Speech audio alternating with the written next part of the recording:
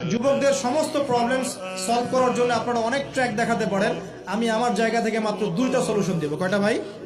এই 2টার উপর আমল করেন। 40 দিন আমল করবেন। কয়দিন? প্রেসক্রিপশন করছি, মাত্র 40 দিন।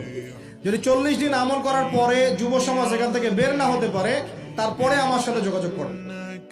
আমার কথা বলেন যে ভাই আপনার কথা কাজ হয় নাই, এটা বলে দেখেন। লক্ষ লক্ষ যুবকের জীবন এভাবে চেঞ্জ হয়েছে, লক্ষ লক্ষ, একটা দুটো না।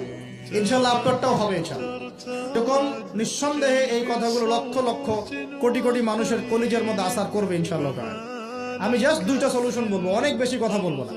প্রিয় যুবক ভাই, আপনার সলিউশন এই বেকারত্ব, মাদক, মেয়ের প্রতি আসক্তি, হতাশা, চাকরি না পাওয়া, এই যে ব্যাপারগুলো, পারিবারিক চাপ, তারপরে আপনি মাঝে মাঝে হয়তো একটু এগ্রেসিভলি একটু গুন্ডাগার্দি করছেন, নাউজুবিল্লাহ, এই যে প্রবলেমসগুলো, এগুলো সলভ আপনাকে 2টো জিনিস করবে। এক, আপনি জাস্ট 5টা ওয়াক্ত নামাজ জামাতে পড়ার চেষ্টা করুন।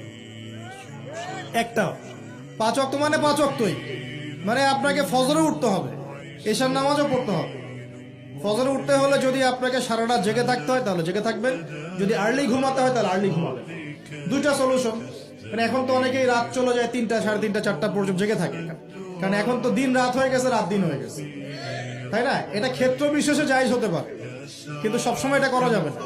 যেমন রমজান মাস, দেখা যায় রাতের বেলা অনেকে ইবাদত করে না, একবারে ফজরের নামাজ পড়ে হয়তো জিকির আজকার তেলাওয়াত করে মানুষ ঘুমায়, এটা আলাদা বিষয়, কিন্তু সারা জীবন তো এই কাজটা করা যাবে।